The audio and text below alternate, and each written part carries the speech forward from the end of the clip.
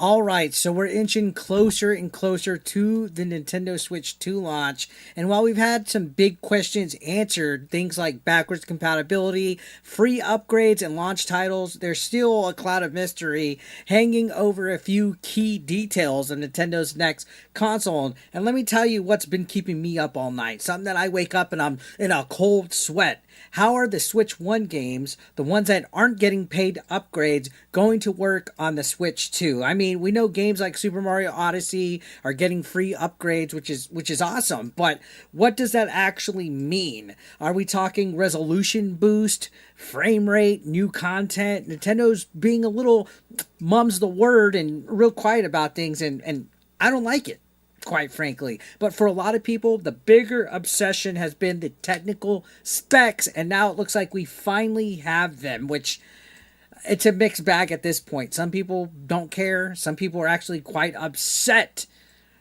A new leak just dropped, guys. As always, this is courtesy of Digital Foundry, and it was picked up by My Nintendo News that supposedly lays out the full hardware details for the Nintendo Switch 2. And again, like I said, naturally, the internet has exploded. You have fans that are raging, haters that are dunking and dabbing and dipping on them haters, and the usual suspects that are out there crawling out of their Reddit caves to either cry about how underpowered it is or screaming to the void that this leak must be fake. Now, it's no secret, Nintendo usually is a step or two behind each console generation. They usually do the little, I guess, purposely have their consoles underpowered so that it's more affordable and things of that nature. But I'm not going to lie, coming out of the woodwork, I was hoping the Switch 2 would be something that they would just go balls to the wall, make it comparable to the Series X or the PS5. Unfortunately, it's going to be a little bit below the PS5, but at this point, who knows, right? I've spoken to a few people who are kind of in the know, and off the record, they're saying the stuff in the leaks checks out. So I believe it.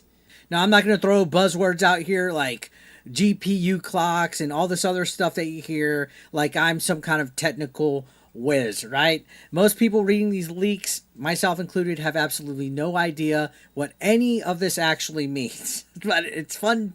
It's fun to talk about it and speculate, right? Especially on X. So here's what matters, right? The Switch 2 is a massive upgrade from the original Switch. So that's no surprise, right? Whether you're looking at available CPU cores or system RAM or whatever, it's all been upgraded up the top. But no, it's not going to match a PS5 or a Series X. And honestly, if the games work fine, if they're good, we get third-party games the same time the other consoles do, who cares, right? The GameCube was underpowered, and I think that was a great console.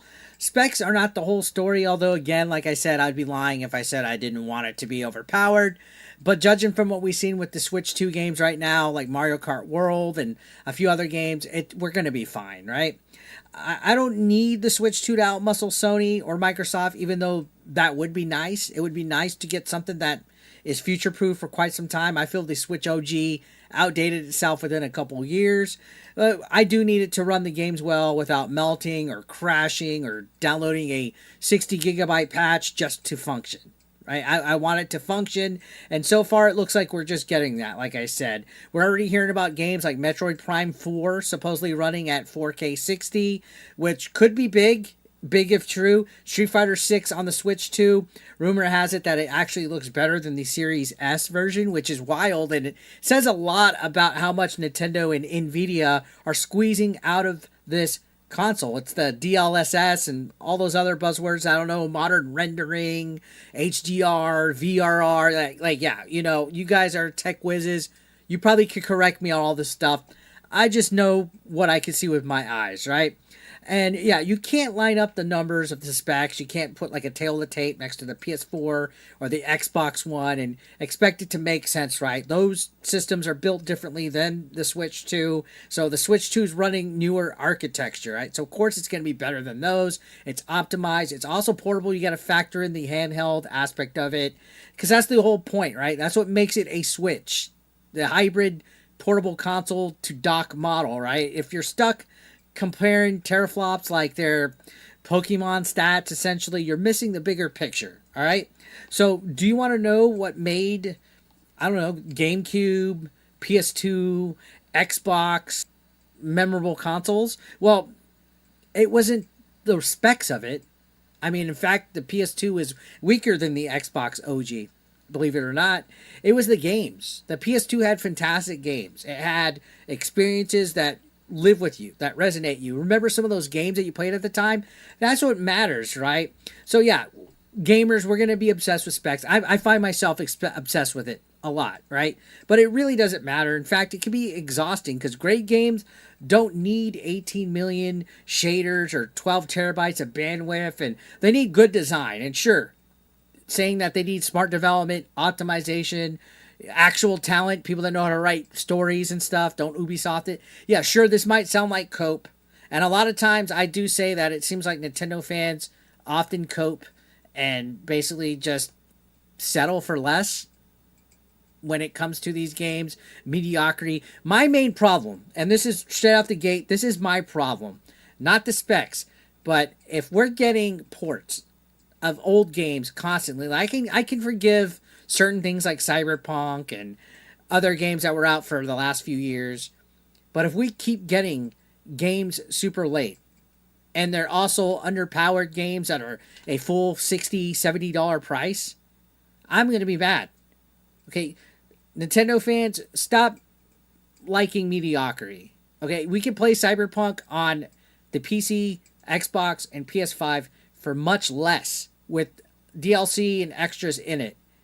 And now we're finally getting to play it on a Nintendo console, 4 or 5 years later, and it's $60 again? How many old games are we going to keep getting? Nintendo needs to get with the times, find a way, because with the Wii, the Wii U, and the GameCube to an extent, they at least kept up with third-party releases, especially the GameCube. GameCube, Xbox, and PS2 always had the same third-party games get released on it, like the Mortal Kombat, the Tony Hawk's. We tried, Wii U, it stopped. Okay, I want Switch 2 to at least get games the same time that the other consoles get games, even if you have to make an inferior Switch 2 version. But don't be continuing to settle for these old ass games that come out years later when we can play them, right? Cyberpunk, Final Fantasy VII Remake, I played that 4 years ago. Street Fighter 6, 1 year, 2 years ago. These leaks, if they are legit, they're kind of impressive because, again, the early third-party support already looks promising. These games are being thrown around, but they're old, okay? There's no excusing that. I want to see newer third-party games come out. So the devs right now seem to be taking the system seriously. They did for the Wii U, it also seems, but then that got dropped. So I hope Nintendo can one day become the default platform for publishers, especially because Xbox is kind of doing its own thing. PlayStation is nickel and diming us with live service games like Marathon. So if Switch 2 becomes the everybody gets this console system again, just like the original Switch was, then I guess it's going to be a great console generation. It would still be nice for the specs to be good, but what are we going to do, right? What are we going to do? It's a portable console that has to have workarounds and stuff like that. So, yeah, we're weeks away. We are literally less than a month away of getting it, and we're going to be able to see what the Switch 2 is really capable of. And let me know your thoughts about these specs that have leaked out. Have you taken a look at them through the Digital Foundry leak? Let me know your thoughts in the comment section down below. Don't forget to hit that subscription button, guys. That would mean a lot. We're on the road to 100,000 subscribers. If you guys join me, join the AP Nation. It's completely free to become a member. And I'll see you on the next one, guys. Thank you so much for watching.